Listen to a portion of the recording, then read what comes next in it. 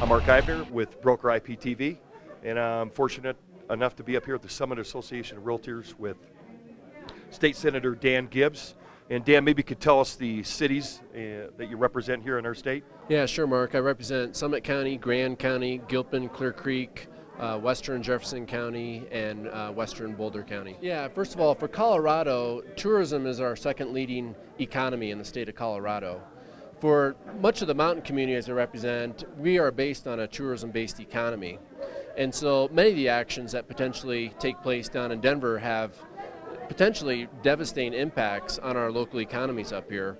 We're looking at two toll road bills on I-70 right here, Senate Bill 213 and Senate Bill 209, that both would bring tolling to I-70. One would be on the weekends, the other would be 24 hours a day. Now, when we're competing with other western states, especially with skier traffics or recreation, which Colorado obviously is known for, I remember hearing the saying once that not every Coloradan lives in the mountains, but the mountains lives within every Coloradan.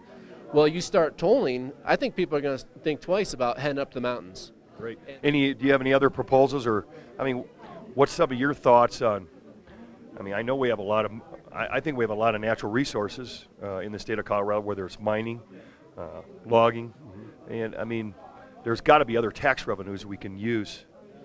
Yeah, well, the Colorado Department of Transportation, their budget is approximately $1 billion a year.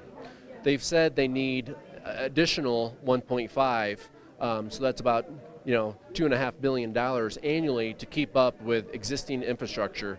We look at the growth of the state of Colorado. We're expecting, a huge population growth. We base our transportation funding right now solely on the state and federal gas tax.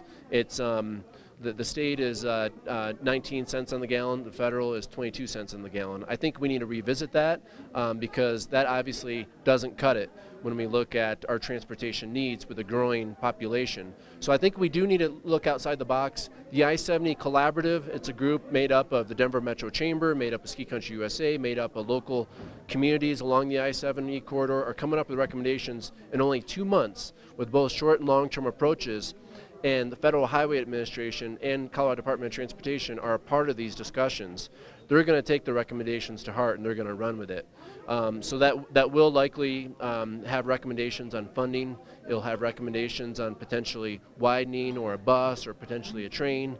But they have been working for about a year bringing all the stakeholders together, and not just the mountain communities again, but folks from a statewide perspective to really look at the future of I-70 and how we can meet the needs of the growing population.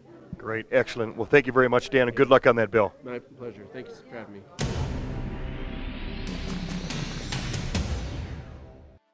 Find more real estate videos at brokeriptv.com.